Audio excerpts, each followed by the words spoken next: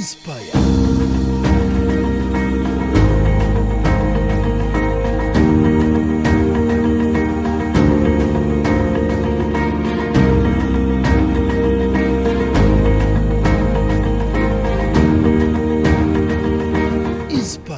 Omulabi waffe owa Spark TV nkwaniriza nate ku program ya Inspire. Program y'abawala bato abayina ebyenjawulo bye bakola. It could be business, ayinza okuba nga ayina byayiseemu, life stories, naye nga bwa sharing experience ye. The reason why we want these young girls to share their experiences is because waliyo abayina bye bayitamu ngate mwana wattu naawe by'oyitamu. So bw'oba owulidde ku mboozi zaabwe, bw'oba ng'oyinawo obadde osikatidde, naawe osobola okuddamu essuubi n'obeera ng'oyimirira. Nina omugenyi ow'enjawulo neera gwe nkuleetedde, naye kamubaleetere.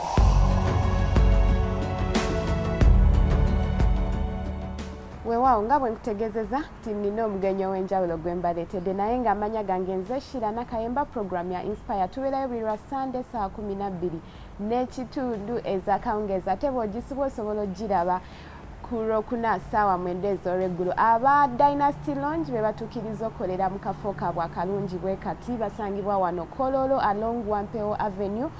If you need breakfast, lunch, dinner, parties, anything, osobola okubeera ng'obatuukirira. Ate nga nkozeko makeup ye Jamie, osobola mufuna ku 0770550651. Anyway, njogedde bingi naye kamba njulira omugenyi waffe olwaleero. Sandra, how are you? I'm all right. How are you? I'm glad to have you on Inspire. Thanks for the invite. I'm blessed to be here. Kale omanyi tetutera kukozesa nnyo Luzungu naye tujja kwogera Luganda. Byonna tujja bitabula kuba this generation here tebaagala nnyo kwekubira ku kintu kimu. Kizibu nnyo okusanga nga anyway baagala nnyo tutabiikiriza, so we shall go with the trend. So who is Sandra? She's a mother of two. She's an entrepreneur and a business woman. Yeah, they are different. Byanjawulo kubeera entrepreneur and business woman byanjawulo. Ebyo gena bitunyonyola naye leero katutunulire story yo. So that is basically Sandra. Sandra Yoyo, entrepreneur and a business woman, a mother of two. I think you love business so much. I'm passionate about business. Kubanga nakulira jenakulira kitaawe wange yali muyiiya, yali hands on ngakola atukolesa business nnyo. Kubanga nze nagenda okuviira ku ssomero P7 nava ku ssomero ku Thursday ku Monday n'atandika okunkozesa nangamba tojja kulya mmere yange bwereere. So nentandika nateeka yalina drug shop mu town Mbarara, nateeka ku dduuka at that early age, nentandika okukola nendaba ku ssente. Ate okimanyi bw'oba olabyeko ku ssente tosobola kudda mabeega. So that was my inspiration, that was my starting point. Nga nalaba Charlie ne byali akola, so nenjagala nkule mbeere nga ye nanye nfune ku ssente. Ekintu ky'okulaba ssente kirina two sides. Abazadde abamu bagamba omwana wamala okulaba ku ssente kimuzibuwalira okudda ku ssomero, ate abamu bagamba bw'alaba ssente kifuuka kya bulijjo, like ne bw'aba agenze ku ssomero essente si kyekintu ekisobola omutwaliriza. What do you think about it?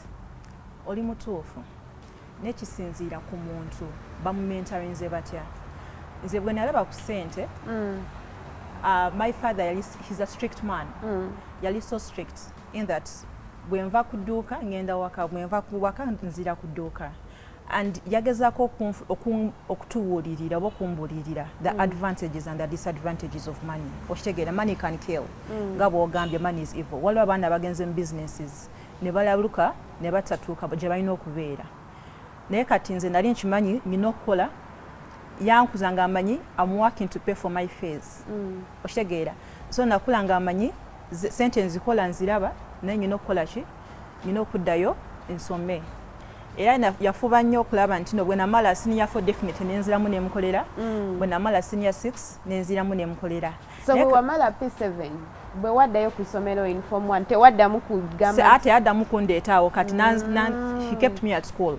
Senior 1, senior 2, senior 3, senior 4 saddamu kulaba ku ssente until senior 4 vacation. Gwe naddamu nenkomawo, naddamu still nanteeka mu ki n'ateeka mu business. Kati the good side about that is bw'obeera mu business omuzadde n'ogrooming omwana even if a parent passes away oba omanyi nti no omwana w'omulese emabega amanyi business kiki kyolaba most of the times omuzadde bwafa business naye neegenda kubanga you've not introduced abaana bo tebamanyi kyokola ozuuka ku makya n'ogenda n'okola ne business yo n'ogyesigaliza nga ggwe oluusi n'omukyala wo tamanyi n'abaana tebamanyi kati bw'ofa nekikomaawo naye nze I was lucky manyi loans my dad zaalya nali manyi banks zasasula bwe natuukira mu senior 6 I was a signatory on my father's loans so I'm that exposed so nekimpa that courage nemanya the do's and the don'ts of business in that after senior 6 he was so strict mu senior 6 nanteeka ku course ya SCCA so laba nti he wanted you to study but at the same time he wanted me to have a business mind that when agenda campus ne kino takimanyi I did a business because I needed money. Watch together. I had to do a business, a side business away from him. Actually, I think that was my first business because nali njagala sente, nali nzikuteeko, nali nzirabye. But nali blessed ntino nalaba the good side of the money, not zofuna sente nezikulalula. So I think it's about the mentorship y'obufunya. Okay. So otuuka ku campus ogamba kano akasente ke bampa tekamala ne kenkoze mu vac kyayika kaali kamaze okuggwawo. Era nga wokimanyi at campus you're a girl, you need things I know, but I'd grown up in a strict family, so and then list nga buli kyema datange yanjigiriza buli kyenali nyina nali nyina okikolera. That's what I grew up believing. Everything I wanted I had to work for it. There was nothing that I could get on a silver plate. So if I wanted the nice dress, I had to work for it. If probably I wanted to live in a better apartment, I had to pay for it. You get? Yeah. Nakula nga simanyi okufuna ebintu on a silver plate. So the life I wanted at campus, I had to work for it. You're getting it? Yeah. Fine, my parents were taking good care of me. Nenga nyina okwewaayo nange kyenjagala nekola ki newekikubanga twagenda kuguya lugoye eyo simu gy'oyagala buli kimu obimanyi ebyabawala so nentandika okweyiya and that was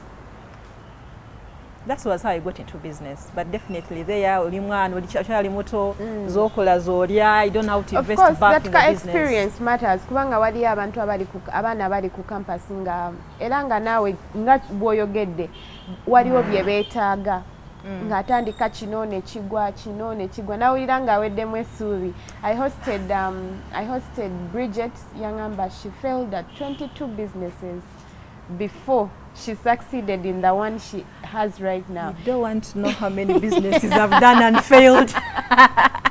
You don't want to know how many businesses I've done and failed. Now this is a short story. By 2023 I was rich. I love telling people I was rich. I had money. I think I just finished campus, my degree, enrolled for my master's at that particular point. And nentandika okusuubula eno ne bamugimanyi fish malls. So I had a couple of friends. My dad had a friend, and then also my couple of friends. We pooled money and resources. Netandika okutunda enoone. Do you know what it means when you're 23 and you're holding 70 million, 80 million? You're holding good money. Yeah. But life happens. Life happens. Yes, just like I held that money, I woke up one morning and I didn't have a single coin. Like the business failed, not because I was careless, but life happened. Some things happened in between there so first, and I was back to zero. Someone who had dollar accounts, someone who had accounts that were rich, because I would enter, I think by then I was banking with Bank of Africa. So nalingenda mu bank with my jeans and slippers, you know, when you amalala nga gakyali mangi. So everyone would nga sigenda mu line bamanyi yaze. I would just park outside, get in the bank, get my transactions, they escort me out and I drive off. But like, and I failed. I failed flat to accounts of negatives, being in negatives. Like life just turned around in the business world for me. Like you have all this money on the account. Does it happen in one day or by it's Actually, for me, I should say it's not even a day. I think it was within hours. Like so much happened so fast, so fast that I lost all I had. Everything. Through stock. It was not liquid cash. I had put it in stock and I lost it all. And that was the turning point of my life because I was used to money. I know. I loved money. Life made my life so easy. And by then I think I was a mother of one. And I'd lost everything. And life had turned around and I was back to zero. And I didn't know what to do. So I had to pull myself together. I remember at that particular point I sold a piece of land. I'm not going to go so much into details. Maybe one day I'll share. I sold a piece of land. And like the devil has it, I drove and parked around KCC. I was going to pick a license. By then I was running up a shop, a boutique in Mutungo. So I'd going to pick a license for that particular boutique. So when I parked, sent an Mbeka motoka because it was less than 5 minutes. When I entered the car, I didn't notice anything was missing. So I'm around, what is this place called? I'm around the roundabout of Garden City. And I want to pick something from my bag. And I noticed the bag is missing. What? The bag that had the money that I had just sold, it was around 15 million. The bag was missing. I remember I told the person I was seated with in the car that time, I'm like, "Ensa hoteli mu motoka." You know that confusion of let's drive to Ginger Road, tukole tuti. I remember I just called my dad named Gamba, Banzivia. And he told me Olina because I was saying but he knew what I had been through. And that money was my only hope to get him back on my feet. And the money was gone. So here I am, no capital, no business. The business that was left was the boutique business. But now, like I said, I had a lifestyle that I had been living. I was living in Imbuya, in a standalone. I had a daughter to look after. And then you know when you have a life that you've been used to, and then things just wake up and change. Because if you've been paying a house of like probably $300, what are you going to use to pay for that house? And in between there, I find out I was pregnant for my second child. What? Yeah. I keep telling people my child is a miracle. Because at that particular time, if I was able to get 300,000, this is not something anyone would see on camera or I'd be proud of, but I was going to abort. Because I was terrified. I know that's... Yeah, I was going through a lot. I was terrified. The father of my children at the moment also didn't have a job. I'd lost his job. You know, there's the way things happen and you wonder. Yeah, so it was so bad. I had to be evicted. I was back on zero. So I had to downgrade to an apartment of around 550,000. I had to sell the car because now you have to start disposing of what you have to pick up yourself. Part of the money that was in the business was from a friend, around 25 million, and they didn't care. They didn't want to know. They wanted their money. Their money has to be paid. So it was so much. But like I keep telling people and entrepreneurs, at the end of the day, it's how you pick yourself up. Life is not fair to anyone, and life will never be fair. I remember I went into bad depression. I can relate. I've also been through that. So let's go for a short commercial break. When we come back, we continue with Sandra's story. Inspire.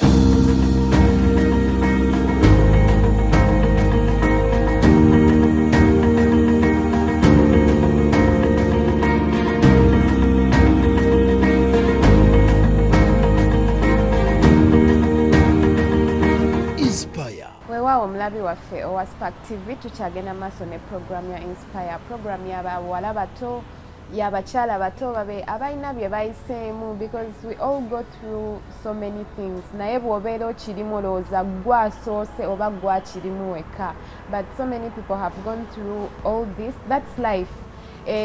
Tosobola kuyiga nga toyina by'oyiseemu. Born agains usually say there's no way you're going to testify without a test. You have to first be tested. And that's why today we have a testimony. Otherwise, if you had not been tested, we wouldn't be having a story. Yes. So, mukaseera kano konna ani yaliwo omanyi mwekyo ekiseera nga byonna bigenze, we usually lose so many people. It's not only the things, even the people around you. The support system is important. You know, when you have money, everyone is around you. Yeah. Everyone is around you. The day you lose money, you'll not even be able to get 10,000 for a meal. And that's the reality of life. Abantu bakwagala ng'oli bulungi. So definitely some of my friends fell off. I'm so grateful to God that I have an amazing, amazing support system back at home. My parents have so supportive. I have an auntie who is so supportive. So they were really there for me. So when I went through that phase of depression, I think my son was around 3 months. Abana ne babanzijako ne babatwala.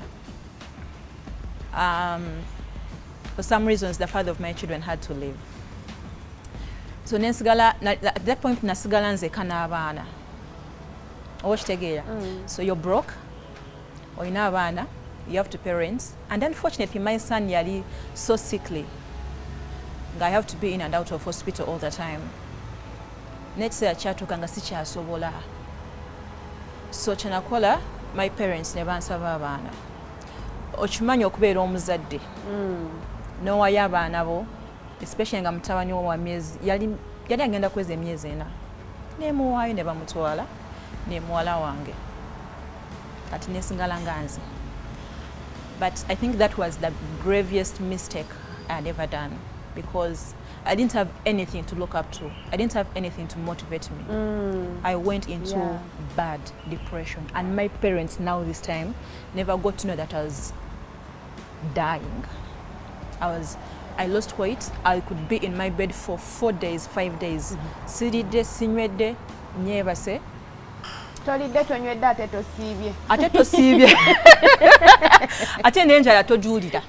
Okitegeera, weebuuza kiki ekiddako. How do I pick myself up? And this went on for a year. There's a time I used to sleep nga mbeera sagana kuzuukuka. Do you know you want to get lost? Nga mbutuufu buli wozuuka ogamba oba nzuukidde ki? You have no hope. Exactly. You have nothing to look forward to. Tewali kikusanyusa. There's nothing you're working for. So ne batwala abaana nesigala awo. I think there is a day, I have a sister, she's called Viola. Yankubira n'angamba, oba yali ambuuza ki? So I broke down ne muvuma. Nemugamba, people don't care, you don't know what I'm going through, I've been depressed, what? So she arranged and got me a therapist in Butabika, the power of support system. Had I spoke up early, maybe I would have got help. But I didn't speak. So she got in touch with a friend of mine called Joseph. They got in touch with Joseph, they got me a therapist. I started treatment. I have amazing friends. Somehow they always come through. There is another friend of mine called Dr. Gloria. Right now she's in the US. They came through. I got all the support I needed.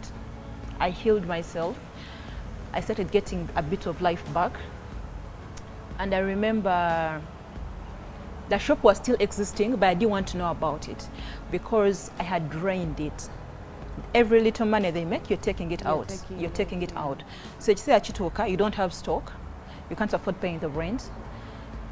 Like you've drained the business. The business is you, it's what you eat off. There was a girl who was working there and I think she knew what I was going through, so she let it. She gave me my space that I needed. And I went back to praying. I'm a Christian, so I went back to praying and things started working out. When I started getting the medicine for depression, I started getting the help I needed. So the key point, you wish you had communicated earlier. I wish I'd thought help earlier. saatuuka ku ekyo kinatuukako naye bwe natandika okufuna treatments nenfuna medication I started now omutwe ne gutandika okukola okitegeera you think you're out there kati kyekiddako so I remember my father calling me nangamba drop the self-pity terina wagenda okutwala the choice is yours and I feel like self-pity yetuleetera okulowooza tewali anfaako like you put your blame on other people so tatange yangamba tewali agenda kuyamba no one is going to help you pick up yourself get yourself together my father is a rich man very rich but he told me sigenda kuyamba yangamba chimu I want my grandchildren to be in the best schools they can be in possible atogenda basasulira yes ino nyanko yangamba ngendo jwale bamudda whether you sell mangoes or tomatoes on the street or onions I know deep down there is a Sandra that I know that can make it pick yourself up and those words hit me like oh wow he's not a person who believes in handing over notes and all that because if I wanted he would have bailed me out but he wanted me to pick myself up so like I said the support system is key in our life we should always pray for amazing people to always be by your side my sister helped me up there is a friend of mine called a family friend called Dr. Mill and Dr. Gloria I will forever be grateful they came through my sister gave me some money Dr. Mill gave me some money I punched up myself got back on my feet started the hustle afresh from zero I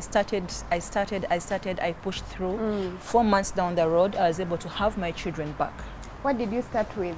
I had to first focus on the boutique now because I used to make good sales out of it but remember I drained it so there was no stock, no capital, no nothing and then I was not in the business, I was not present, I was not doing anything, I was not looking for customers, I'd let the business die the self-pity had taken over me. I can't do it, I can't do this, I can't do that so I got back on my feet. I went back, 4 months down the road, I had my children back. I was able to stay with my children. So that thing of they have to get the best, You can't go back home without bread, you can't do that. And here I am today. Yeah, here I am today. Definitely, nengendanga oyiya kino, wobeera mukazi, not even just omukazi, wobeera omusajja. One thing I keep telling people is, especially if you're an entrepreneur, if you believe you're an entrepreneur, not just a business person, or you're not creating a different income streams. Some of us have so much time on our hands. Rakuba oyina tunda ngoye, kangamba oyina boutique otunda ngoye. You can't wake up and sit at the shop the whole day. How much time are you wasting? Waiting for clients. In between, I believe you can do something else. You need to have an income stream, around 5 income streams ezikuleetera ssente. Kyenjagala ko nkimanyi it is possible. Because right now, like I told you, I do juices. Amaisa azenzukuka. Simanyi naye oteeka okubookera.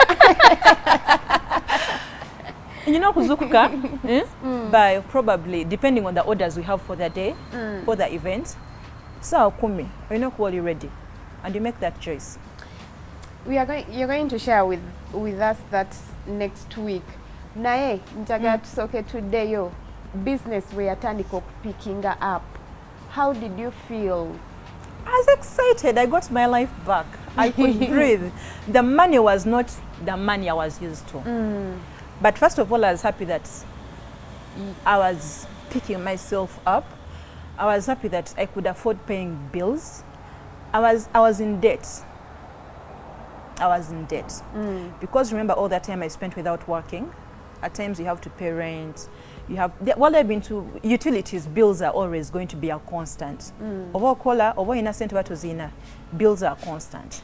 So you know this thing of pay this amount, so I was in debt. So the first thing I had to do was to clear the debt. So I was happy that I was paying off my debt, because if for any person, business or not business, honesty is key. Omuntu bwakuwa emitwalo 5 leero n'otasasula, enkya genda kwetaaga million 2 ate nga yalina ozikuwa. So buli bw'ojja ssente want to try and pay back that money because and it's in time, important. kubanga era oyinza ozireeta n'ozireta late siddamu kuwa. I was not able to get the money in time. Naye kati nkubira ne nkugamba, you know what, wampadde ssente. Communication, wampadde ssente. Naye you know what, I'm struggling. Naye nkyendiko. And the moment you get the money, tebalina kubanja. Omuntu yakuwadde ssente ze mu bulungi. Lwaki akubanja? You're getting it. So I was in debt. When I started paying off my debts, the excitement when I finished clearing my debts, oh my goodness, I was like, I can now go back on my feet fully. So the few months you were not that you spent without attending to your business, mwalimu omukozi, what did you notice? After what country? That is disaster. That is disaster. You don't know. First of all, my phones would be off. I'm assuming a gajako. So whether a customer is complaining or not complaining, you're not aware. Whether you're not even stock taking, like you do not know what is going on. A business will die. Because when I came back, I started from scratch. The only thing I had was the interior and the location. You're getting it. But it was more so of starting from scratch. You're getting it. You have to start from scratch. You have to explain to your clients, you know, I've been going through something, but now I'm back. I'm going to serve you. You get, be nice. You talk. But the damage has been done. Ella, I always encourage us, be a part of your business. An hour, 2 hours a day, be a part of your business. It's important to be a part of your business. It is key. It is very, very important to be a part of your business, because if you're not a part of your business, you don't know what's going on. It's like you made a business for someone else. These people we employ, most of the times we employ people. Now I'm going to talk about people who have these small businesses. Omuntu go employ nze tafaayo tayagala kumanya oba atunze oba tatunze, you have to pay their money at the end of the day. Yes, salary ezze ziyingira. Oba nfuna lunaku oba wiiki oba mwezi ezze ziyingira. What you go through okuteekako that business tebagala kumanya. What your clients go through, they don't want to know. You're getting it. And yet when you're building this brand, when you're building a business, let me assume you're building a brand, you would not want bad reviews for your business. So it's important, get in touch with your clients. What do they go through? What's their experience? That when you're building a brand, it is so important for your brand. Know your clients, know what they like, know their experience when they are shopping. Check on your clients. I don't have to call you oh, you know, or what. No, call your clients. I'm checking on you. It's important. It helps you with your customer retention, number one. It helps you have that personal relationship with your clients. A day you spend without almost reaching out on your clients, you're doing yourself a disservice. You're doing your brand a disservice. So how about these people that have so many businesses? How do I keep in touch with my clients? You have to. Now this is where systems and structures come in place. Oinokubela with systems and structures for your business. Kirabika ebyo bigenda kuwanvuwa, but tugenda kubeera next week. Ngenda kuba nkomyawo Sandra. We are going to be looking, tugenda kweyongerako deeper into business, because she has experience and ebintu ebimu byayiseemu, ebisinga byayiseemu. Abalala bawala bye bali mu kuyitamu nga bakya strugglinga nabyo. Sandra, if you can give us your last words. The last words would be, drop the self-pity. The world has never been fair, and it will never be fair to anyone. So grab the world by the horns. Above all, pray. Believe in yourself. You can be anything you want to be, and you can do anything you put your mind to. Yeah. Exactly. Mpoziko nze nga nsembayo njagala kubuulira abana abantu ng'olina gw'okolera. Okola business ng'etali yiyo. Trust me, at the end of the day, we always reap what we sow. Naawe bw'onookola business, kye kijja okutuukako. I remember I used to someone left me with Haka mobile money. nga I'm supposed to get 15k buli week nenga bwe balancing ebitabo bwe bibanga tebiweze I don't pay myself until I make sure nga sente naye abasinga akola business nga alinga atafaayo ye at the end of the day kastamfuna ezange. On top of that, the Bible speaks about it. God will bless you if only you're honest and trustworthy. Omuntu bwakulekera business, do that business with one heart and you see how God will promote you. Exactly. Tusinkane week ejja aba Dynasty Lounge wano ku Wampewo Avenue we batukiriza okolera mu kifo kyabwe program ya Inspire Sunday saa 12:30 bw'oba ogisubiddwa genda ku YouTube channel yaffe oba ku Facebook page za Spark TV. Mweraba.